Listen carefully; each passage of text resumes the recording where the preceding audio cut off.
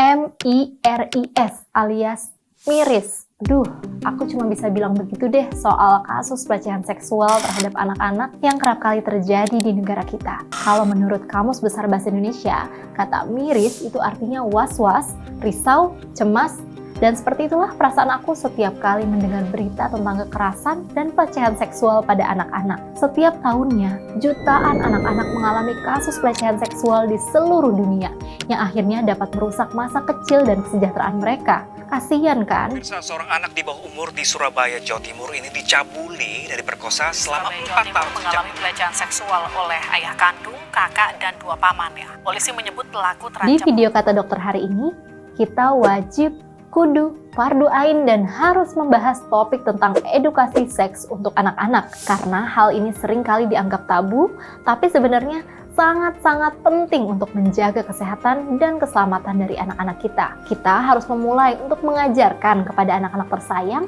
tentang cara menjaga batasan dan privasi tubuh. Tapi, selain mengajarkan pengetahuan tentang organ reproduksi dan batasan privasi tubuh, kita juga harus membuat anak merasa nyaman untuk berkomunikasi dengan kita saat terjadi sesuatu yang tidak diinginkan. Pertama, kita harus tahu nih, seperti apa sih masalah pelecehan seksual pada anak-anak di Indonesia, kemudian bagaimana metode dasar dan tujuan dari sexual education pada anak. Setelah itu, aku ingin kasih tahu nih, cara memberikan pendidikan seksual bagi anak sesuai dengan jenjang umurnya, mulai dari umur 3 tahun sampai dengan umur 14 tahun. Selanjutnya nanti, aku ingin tekankan juga betapa pentingnya hubungan antara orang tua dan keluarga besar lainnya dengan anak. Dan terakhir, aku akan memberikan saran lanjutan untuk menjaga anak-anak tersayang kita tetap aman dan sehat. Sobat Kata Dokter, jangan lupa ya berikan like dan subscribe channel Kata Dokter agar kamu tidak ketinggalan informasi kesehatan langsung dari ahlinya. Bersama aku Dr. Gama, yuk kita langsung bahas topik hari ini. Go go go!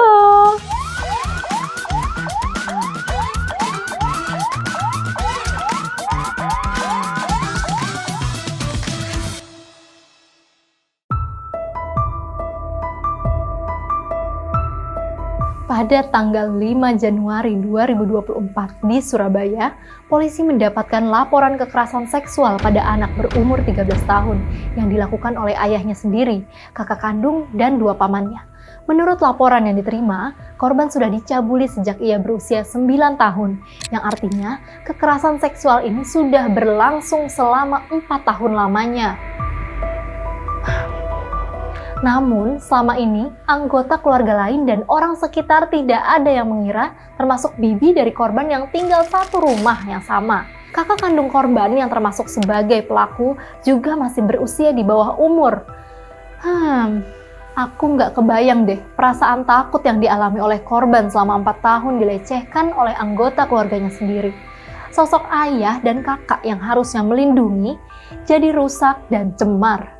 Membayangkan dampak psikologis, trauma, dan kecemasan pada korban saja sudah membuat hati ini menjadi pilu tentunya. Berita seperti ini pun bisa membuat kepercayaan kita kepada lingkungan keluarga yang seharusnya menjadi tempat yang aman untuk tumbuh kembang anak menjadi rusak. Belum lagi, kalau memikirkan resiko tertular penyakit menular seksual yang mungkin saja bisa terjadi. Dengan kemudahan dan kecanggihan teknologi hari ini, pasti anak-anak kita juga bisa dengan mudah mendapatkan dan mengakses konten-konten dewasa dan semuanya tergantung dari bagaimana sikap lingkungan di sekitar mereka setiap hari. Masih banyak faktor lainnya yang bisa menjadikan anak tersayang kita menjadi korban dari pelecehan seksual atau bahkan menjadi pelaku. Komisi Perlindungan Anak Indonesia atau KPAI menyatakan bahwa kasus tertinggi dari laporan kekerasan pada anak adalah kasus korban kejahatan seksual dengan jumlah 834 kasus pada tahun 2022. Data ini datang dari anak dengan latar belakang yang bermacam-macam dan bukan hanya dari satu kalangan saja. Terlebih lagi, kasus pelanggaran hak anak seringkali dilakukan oleh keluarga, bahkan orang tua sendiri. Sedih nggak sih? Memberikan anak pengetahuan dan pemahaman mengenai tubuh dan privasinya adalah langkah yang sangat penting.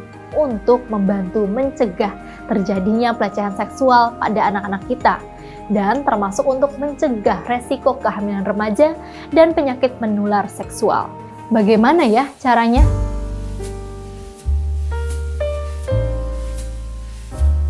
Tidak ada kata terlalu dini untuk membicarakan seks dan kesehatan organ intim kepada anak-anak. Topik tentang kesadaran dan kesehatan tubuh, terutama organ intim, sejak dini dapat membantu anak-anak tersayang paham bahwa bagian tersebut penting untuk dijaga dan dilindungi privasinya. Mulai dari kecil, kita sebagai orang tua harus membiasakan percakapan yang terbuka dan jujur agar semakin mempermudah komunikasi di kemudian hari saat anak mulai beranjak dewasa.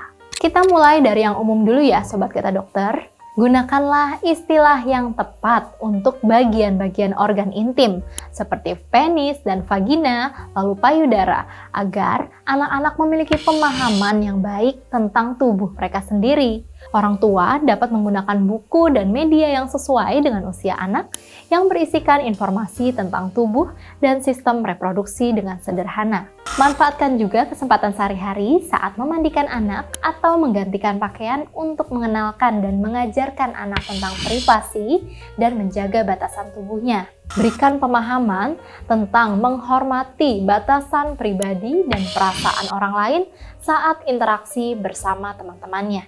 Jangan lupa ya tentang pentingnya menjaga kebersihan diri dan juga organ intim, seperti cara membersihkan kelamin setelah dari toilet dan lain-lain.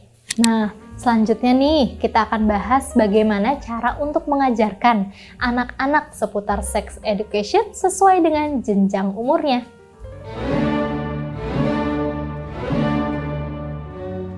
Yang pertama adalah usia dini, yaitu anak-anak umur 3-5 tahun.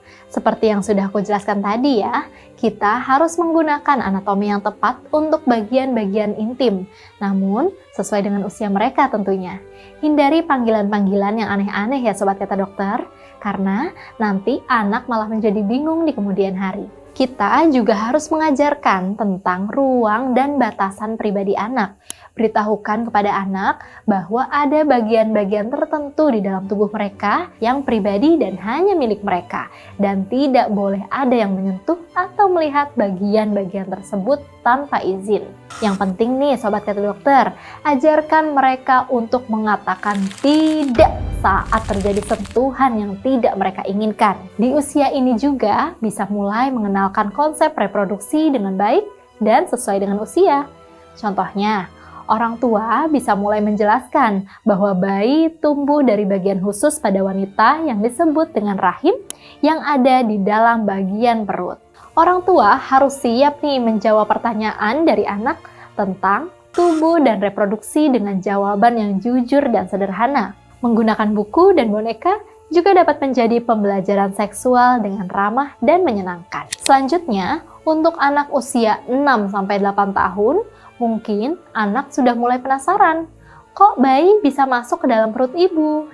Nah, di sini orang tua ditantang untuk bisa menjelaskan secara sederhana dan memberikan informasi sebanyak yang dirasa nyaman dan cukup. Mungkin contohnya penjelasan seperti, jadi bayi itu adalah hasil dari sperma dan sel telur yang bersatu ketika wanita dan pria dewasa ingin memiliki anak. Fokuskan penjelasan kepada dasar-dasar organ reproduksi pada pria dan wanita. Pada usia ini juga adalah waktu yang penting untuk menjelaskan masa pubertas, di mana tubuh akan memiliki perubahan dan pertumbuhan seperti munculnya rambut di beberapa area tubuh dan pertumbuhan di area dada untuk wanita. Jelaskan bahwa perubahan-perubahan ini normal dan memang bagian dari bertambahnya usia.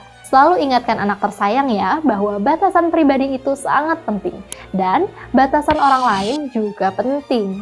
Lalu, jelaskan juga bahwa aktivitas seperti mandi dan berganti pakaian itu sifatnya pribadi dan hanya boleh dilakukan sendiri. Ajari juga bahwa setiap orang itu berbeda dan unik. Anak laki-laki dan perempuan dapat memiliki keinginan dan bakat yang berbeda-beda, sehingga anak kita juga bisa belajar untuk tidak memaksakan kehendak diri sendiri kepada orang lain. Jadilah orang tua yang terbuka ya untuk mendengarkan cerita dari segala topik, agar anak selalu merasa nyaman dan percaya kepada orang tuanya.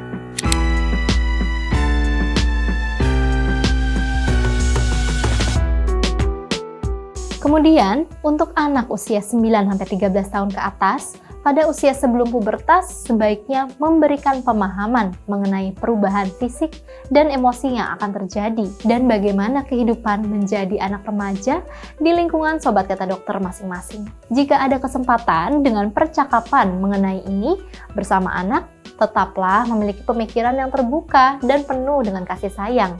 Dan jawablah pertanyaan anak tadi dengan simpel dan tenang. Ingat ya Sobat Kata Dokter, kita harus menjadi tempat yang dirasa nyaman dan juga aman untuk anak membahas apapun. Orang tua juga bisa untuk memulai memberikan arahan tentang cara menjaga kebersihan area genital pada anak perempuan dan juga laki-laki.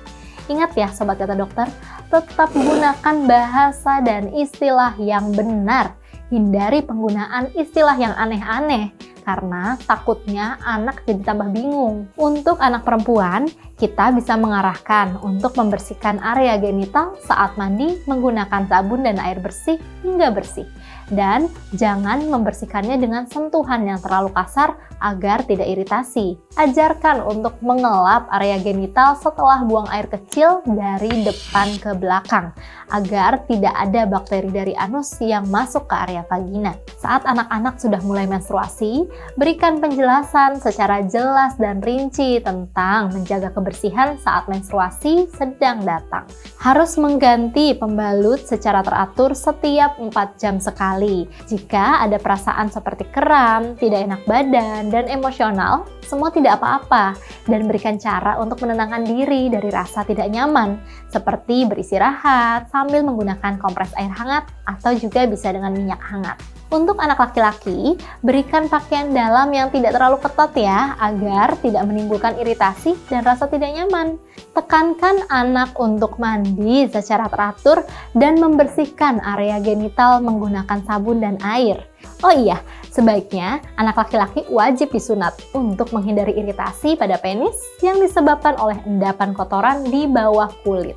Tambahan lagi nih Sobat Kata Dokter, berikan arahan pada anak laki-laki atau perempuan untuk memberitahu orang tua jika ada rasa tidak nyaman, rasa gatal, atau kondisi seperti keluarnya cairan yang tidak normal. Beritahu juga bahwa area genital mereka adalah privasi dan tidak boleh disentuh oleh orang lain tanpa izin. Dengan komunikasi yang baik, anak akan bisa merawat tubuh dan memulai kebiasaan sehat di area genital dengan baik.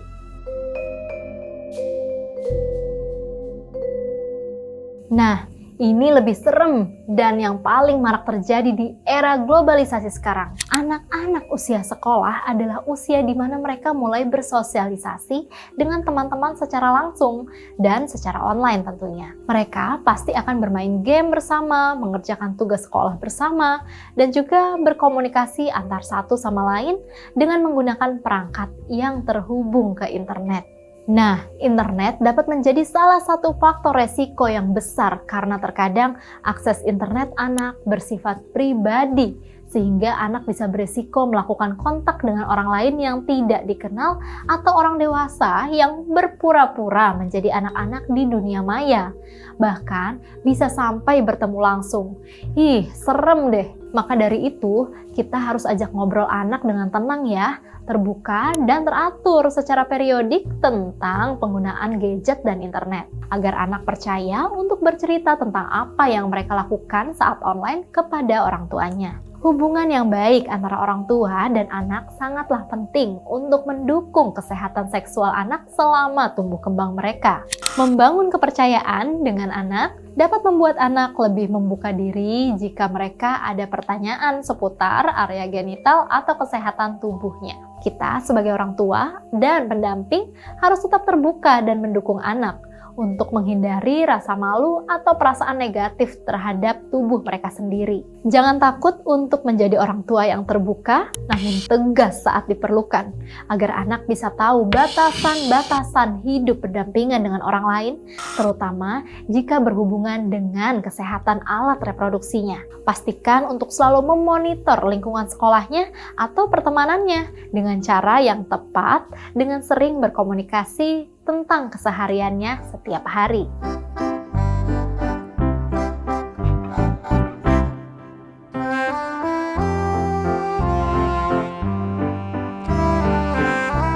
Sobat Kata Dokter, yuk kita jaga keselamatan anak-anak kita dari perilaku seksual yang menyimpang. Memberikan pendidikan dan pemahaman seksual kepada anak-anak sangatlah penting.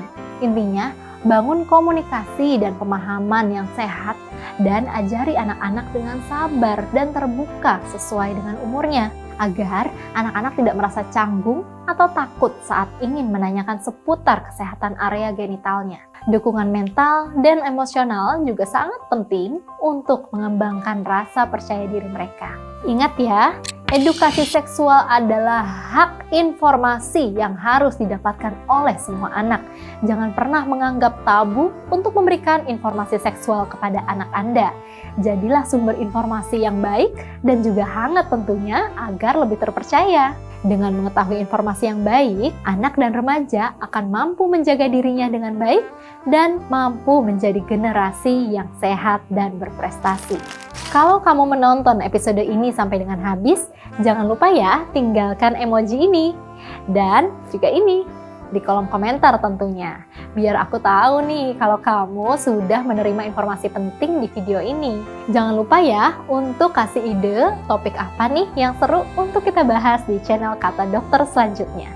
Berikan like, komentar, dan juga subscribe ya ke channel Kata Dokter agar kamu nggak ketinggalan nih informasi-informasi penting seputar kesehatan yang harus kamu ketahui. Stay safe ya Sobat Kata Dokter, kamu berhak sehat. Jangan sampai sakit berlanjut. Saya Dr. Gama, kita berjumpa lagi di episode selanjutnya. Bye!